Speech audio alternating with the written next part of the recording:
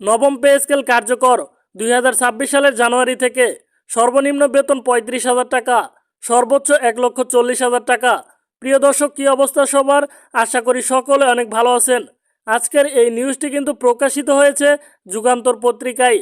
তাই যারা সরকারি চাকরিজীবী আছেন তারা ভিডিওটি সম্পূর্ণ দেখুন এবং নিত্য নতুন প্রতিদিনের মহার্ঘ ভাতা এবং পে স্কেলের আপডেট সবার আগে পেতে আমাদের চ্যানেলটিকে সাবস্ক্রাইব করে রাখুন। আজকের ভিডিও লাইক টার্গেট হচ্ছে মাত্র 100, তাই ভিডিও চলাকালীন আপনারা একটি করে লাইক দিয়ে আমাদের টার্গেটটি পূরণ করে দিন।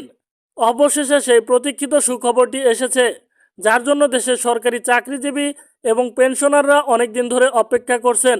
হ্যাঁ, এটি নবম জাতীয় পে স্কেলের নতুন গ্যাজেট সম্পর্কিত। নতুন গ্যাজেটটি সরকারিভাবে অনুমোদিত হয়েছে এবং এটি কার্যকর হবে আগামী 2026 সালের জানুয়ারি মাসের প্রথম দিন থেকে।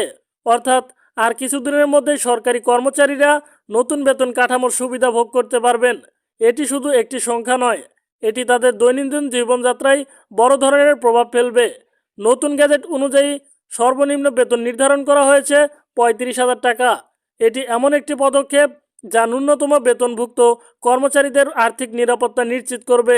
ভাবুন তো, যে কর্মচারী প্রতিদিন অফিসে তার দায়িত্ব পালন করে, তার জন্য এই বেতন বৃদ্ধি মানে দৈনন্দিন খরচ, পরিবারের খাওয়া দাওয়া, শিক্ষা এবং চিকিৎসার মতো গুরুত্বপূর্ণ ক্ষেত্রে সহজলভ্যতা। অন্যদিকে সর্বোচ্চ বেতন নির্ধারণ করা হয়েছে 1,40,000 টাকা। এর ফলে উচ্চপদস্থ কর্মকর্তার প্রাপ্য সুবিধাও আরও উন্নত হবে এবং তাদের প্রেরণা বাড়াবে। প্রধান উপদেষ্টার নির্দেশক্রমে এই নতুন বেতন কাঠামো দ্রুততম সময়ে বাস্তবায়িত হবে।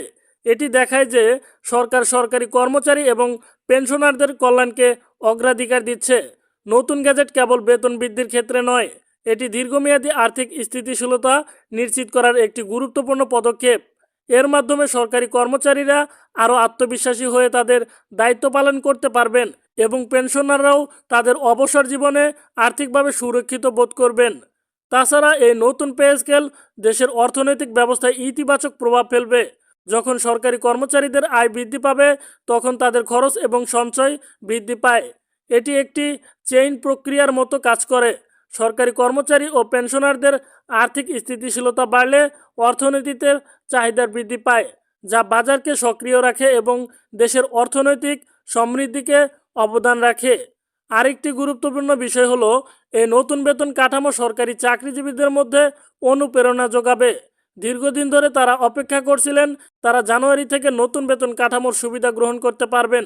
এটি তাদের কর্মক্ষমতা বাড়াবে এবং অফিসের পরিবেশ আরও প্রেরণামূলক হবে। পেনশনাররাও নিশ্চিতভাবে তাদের অবসর জীবনের আর্থিক নিরাপত্তা অনুভব করবেন, যা তাদের মানসিক শান্তির জন্য গুরুত্বপূর্ণ। বন্ধুরা, এই নতুন গ্যাজেট একটি নতুন অধ্যায়ের সূচনা, যা দেশের সরকারি চাকরিজীবীদের জীবনযাত্রাকে আরও উন্নত করবে। এটি শুধু বেতন বৃদ্ধি নয়, বরং একটি সুসংগত, ধারাবাহিক এবং স্বচ্ছ রাজনৈতিক নীতি প্রদানের প্রতিফলন।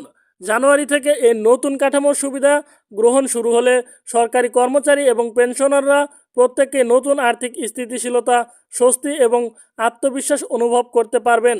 শেষে বলতে হয়, এই পদক্ষেপ প্রমাণ করছে যে সরকার তাদের কর্মচারী ও পেনশনারদের কল্যাণকে গুরুত্ব দিচ্ছে। এটি শুধু ব্যক্তিগত জীবনে নয়, দেশের অর্থনীতিতে দীর্ঘমেয়াদী ইতিবাচক প্রভাব ফেলবে। তাই বন্ধুরা, নতুন নবম পে স্কেল কার্যকর হওয়ার এই সুখবরটি শুধু একটি বেতন বৃদ্ধি নয়, এটি আশা, স্বস্তি এবং আর্থিক স্থিতিশীলতার প্রতীক।